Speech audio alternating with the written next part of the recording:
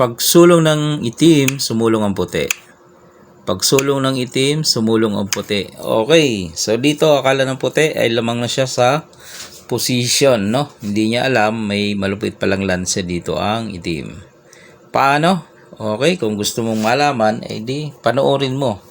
Uumpisa natin ang kanilang naging bakbakan. From the start tayo mga bossing, okay? Okay, ito ang kanilang naging panimula ng kanilang laro, okay? Tira ng puti, 416, okay? Parehas lang. Siniguro, no? Parehas, sumabay eh. Kain-kain, okay? Parehas pa rin. Parehas. Dito na nag-iba. Okay, sa gitna. Patras ang kanyang style mga boss. Abante ang itim. Okay. Atake. Atake siya.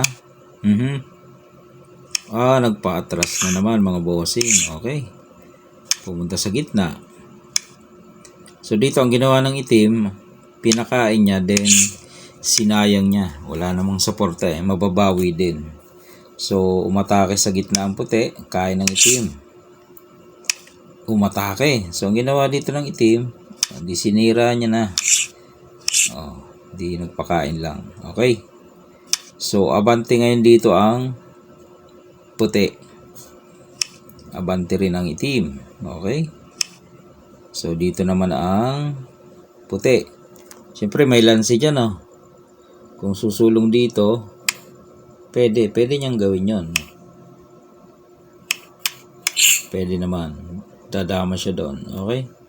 So kaya ang ginawa dito ng itim ay dito siya sumulong, hindi dyan. Dito siya sumulong sa dito. Yan. Sumulong naman dito ang puti. Yan. Siyempre, patras ng itim. Kasi, delikado. Patras siya. Atake ngayon ang puti. Yan. Dito naman ang itim. Okay. Pumunta sa gitna ang puti. Dito naman ang itim. Yan. Pagpunta dyan ang puti, so akala niya ay lamang na siya sa posisyon, no? Okay, hindi niya alam. Pasok na siya sa malupit na lanse. Nasaan? Ito na. Pakita na natin. Nagpakain ng dalawa. Siyempre, dos yan. Pinakain ng isa. Ayun.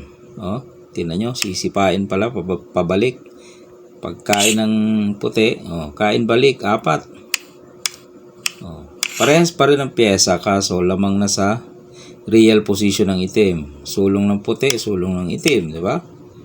Sulong ng puti, abante lang. Kahit mag-sacrifice move, aabutan pa rin siya. Ayun, kaya ganon. Nauwi sa magandang puzzle, no?